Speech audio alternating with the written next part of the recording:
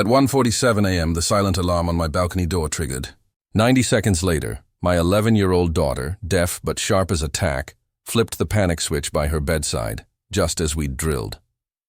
By 1:50, police had Leonard Marsh in cuffs, flailing in my living room, ranting about unauthorized window blinds, while tangled in my Venetian cords. He'd climbed through my balcony railing, claiming he was enforcing condo board standards. My name's Sarah Klein. I'm a single mom and cybersecurity consultant for a tech firm. I don't bake cookies for neighbors, don't chat at the condo lobby, and I definitely don't swap out my blinds every season like the Willow Creek Condo Association handbook subtly demands. My home is quiet, secure, and ours, me and my daughter Mia, living our lives. And that apparently made us Leonard Marsh's prime target. The condo board president who called himself the guardian of visual harmony. Before hearing the full story, comment below where you're watching from. Like and subscribe for more tales of chaos and justice. It started with notes taped to my door at odd hours. First, a warning about my non-compliant balcony planter, a single pot of lavender Mia loved to touch for its scent. Then a $50 fine for excessive outdoor fairy lights, which were just a string Mia used to signal her friends across the courtyard. The real kicker? Leonard claimed my window blinds were off-palette from the condo's approved beige, a rule he'd added to the bylaws 3 weeks prior. He'd show up unannounced once at 7:15 a.m. on a Sunday, lecturing me about aesthetic discord caused by Mia's handmade dream catcher in her window. It was a gift from her late father. Another time, he tried to barge into my condo to inspect my thermostat settings, claiming they affected building energy standards.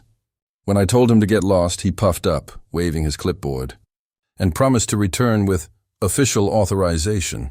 Neighbors spotted him lurking by the pool, binoculars in hand, muttering into a Bluetooth headset he swore connected to city zoning officials. The zoning office later confirmed they had no record of him or his headset. Then came the nighttime antics that turned annoyance into fear. My mailbox was pried open, letters scattered. My doorbell camera's lens was smeared with paint, likely from Leonard's maintenance kit. That's when I went full cyber defense. I installed silent alarms on every entry point, 4K cameras with night vision and cloud backup, and panic switches Mia could reach, one by her bed, one in the hall. I taught her the drill. Hear the alarm's vibration. She feels it through her pillow, hit the switch, lock her door, hide in her wardrobe. We practiced weekly until it was second nature, signing each step in ASL. Leonard's obsession worsened after I skipped his mandatory aesthetic enhancement workshop. He started measuring my balcony railing at midnight, photographing my trash bins at 5 a.m., even trailing Mia to the bus stop once, claiming he needed to check her backpack for unapproved stickers. That's when I filed a police report. The officers sighed, saying without proof of trespass their hands were tied. Then came the night it all unraveled. It was a typical evening. Mia went to bed at 9 p.m., signing "Love You" as I tucked her in. I double-checked locks, tested the alarms, and settled into debugging code for work. Around 1 a.m., I heard Leonard's voice through the condo wall, ranting on the phone about rogue residents undermining his vision. I should have known he was planning something. By 1:47 a.m., I was asleep, unaware that Leonard had decided my blinds were a community crisis, requiring immediate action. He later told police, in all seriousness, he suspected I was using non-regulation slats that disrupted the condo's curb appeal. Dressed in dark cargo pants and a black hoodie, his inspection uniform, he scaled my second-floor balcony with a ladder, carrying a flashlight, a dog-eared condo rulebook, and a smartphone to document violations. He jimmied the balcony door, tripping the silent alarm, which sent a pulse to my phone and vibrated Mia's pillow. Before I could react, Mia, trained like a pro, hit her panic switch, alerting the police with our preset intrusion code. I bolted to her room, heart racing, signing through the door. "You're perfect. Stay safe." She signed back a shaky, "Okay, Mom?" My phone's live feed showed Leonard creeping through my living room, flashlight sweeping, snapping photos of my coffee mugs and muttering about clutter violations. He moved to Mia's room, peering at her dream catcher, asking about unapproved decor. 3 minutes. 50 seconds after the alarm, police stormed in, guns drawn, shouting for the intruder to freeze.